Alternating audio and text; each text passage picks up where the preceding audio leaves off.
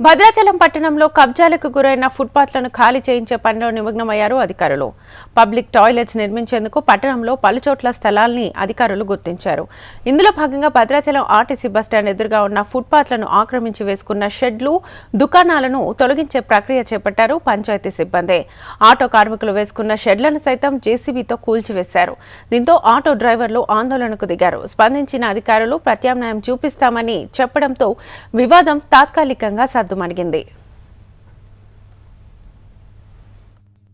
భద్రాచలం పట్టణంలో ఉన్నటువంటి ఎక్కడెక్కడో గ్రామాల నుంచి చుట్టుపక్కల గ్రామాల నుంచి వచ్చేటువంటి ఆటో కార్మికులు వారి జీవనం వెళ్ళబోసుకోవడానికి రోజువారీగా గత 25 సంవత్సరాలుగా ఇక్కడ ఒక ఆటో అడ్డా ఏర్పాటు చేసుకొని బస్టాండ్ అవుట్ గేట్లో వారి జీవనం కొనసాగిస్తున్నటువంటి తరుణంలో ఇవాళ భద్రాచలం